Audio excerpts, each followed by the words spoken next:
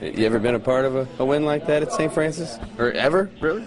Well, I had a few way back, I think maybe, but not one quite like that. It was obviously one that looked like it was we weren't going to come out on top there early in the third quarter, mid-third quarter maybe.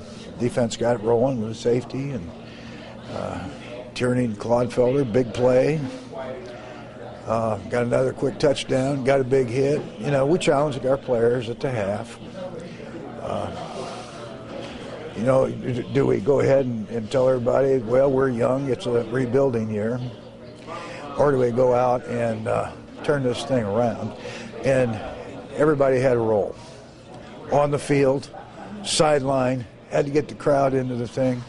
So it was an all-out team effort, and we got the atmosphere changed and made enough plays, had guys step up, great desire. You know, Bo Fry was a guy who hit short of the goal line a couple times and just powered his way in, and we found a way to win it.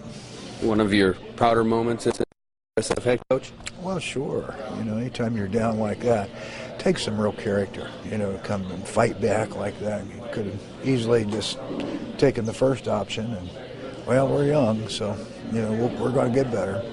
We are going to get better, but I was certainly proud of the courage and the toughness that we had to come back when our backs were against the wall.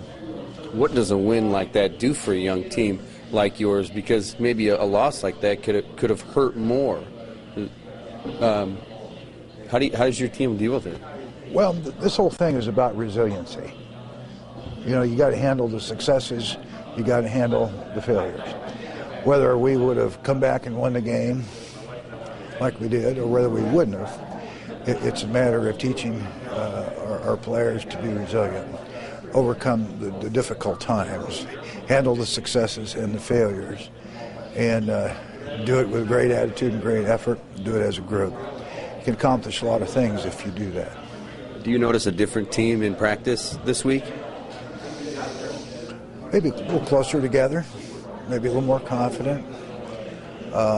It's still improving on mistakes and working awfully hard because we are young, and you learn a whole lot each day. Usually, I feel the biggest time of improvement is between week 1 and 2.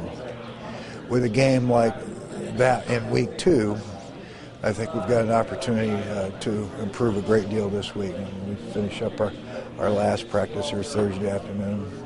So we'll evaluate it. I think we'll be ready to go to war. Now you take the show back on the road. Young program in Marian, they would like nothing better than to knock you guys off. How do you approach this game? Do you have to tell the guys to kind of control their emotions? Well, like Bo said, he said the team needs to play like they did in the fourth quarter for the whole game. Is that what you agree with? Most definitely. You know, you got to try to find those buttons to push. You got to play with that intensity and that passion every down, all 4 quarters. And when you're playing a team, this is their 4th year, so this is their first senior class. I remember our first senior class was pretty special. Had a good year. This is probably the biggest game in their history. They're undefeated. They've knocked off a couple ranked teams. They got enough veterans that have been there the duration. They've got enough transfers that have come in. You know, and he's got a lot of those Division I transfer bags. So talent-wise, they're good. You know, they've got good speed, got good size. They play tough, coach well. And it is the biggest game in their history. You know, there's no question about it. So how are we going to handle all that? Time will tell. I've got confidence in our players. You know, we've got a tradition too.